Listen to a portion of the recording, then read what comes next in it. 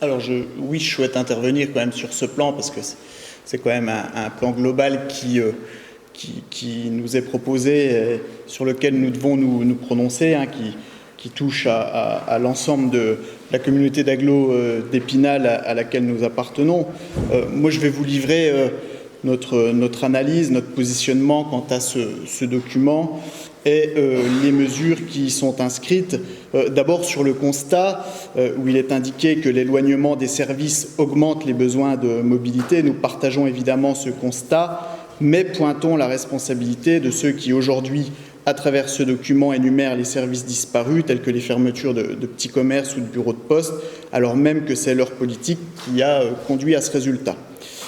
Je pense par exemple à l'hyperconcentration des zones commerciales en périphérie d'Épinal, par exemple, qui a contribué à tuer le commerce de proximité, avec la complicité de ceux qui nous présentent aujourd'hui ce document, notamment notamment, mais écoutez, on se prononce sur un document communautaire.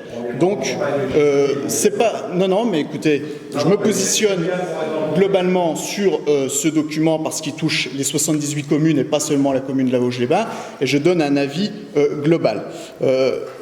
Notre agglomération est très majoritairement rurale et a un besoin croissant de mobilité en raison notamment de ces pertes de commerce, de services publics, mais aussi de déserts médicaux qui apparaissent. Et la commune de la Vosges-les-Bains est particulièrement concernée sur ce sujet.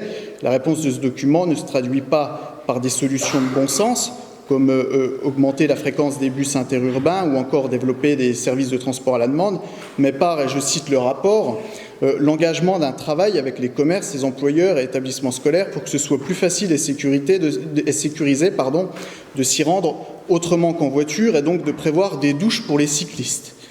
Allez dire à la personne âgée habitant Bains-les-Bains qui doit se rendre chez un spécialiste de santé à Épinal d'y aller à bicyclette et qu'une douche l'attendra à son lieu de destination au cas où elle est un peu transpirée. Tout cela n'est absolument pas sérieux.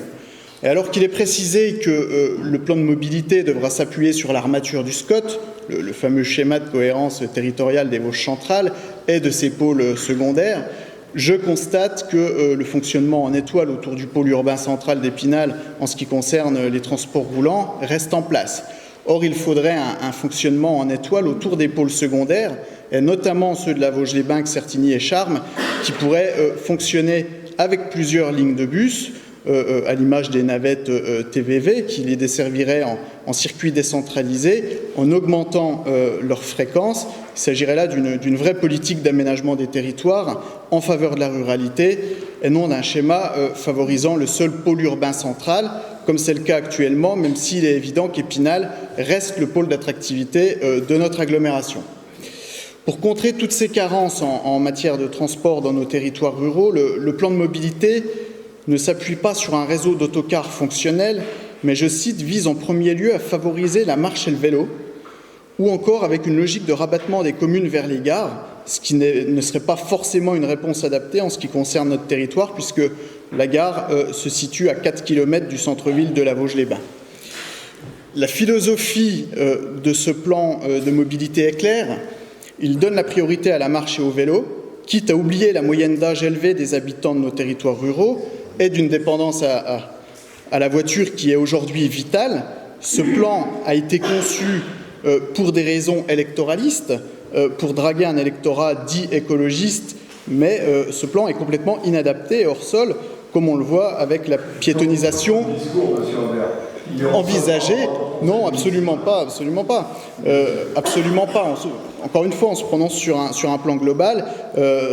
Il est hors sol, comme on le voit notamment avec la piétonisation envisagée d'un certain nombre de rues à Épinal qui devrait voir la totalité de son réseau passer à 30 km/h, ce qui est une écologie punitive qui ne réglera malheureusement pas les problématiques de pollution ou de qualité de l'air, mais contribuera peut-être même à les accentuer, car partout où on tente d'exclure la voiture de la ville, comme c'est le cas par exemple à Strasbourg ou à Paris, cela a généré une augmentation des embouteillages.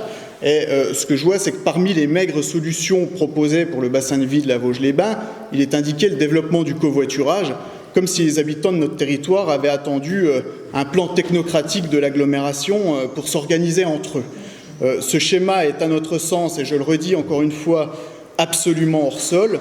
ne répond en rien aux problématiques de mobilité de notre secteur. Notre groupe donnera donc un avis négatif à ce plan de mobilité. Vous auriez pu faire court, on avait compris.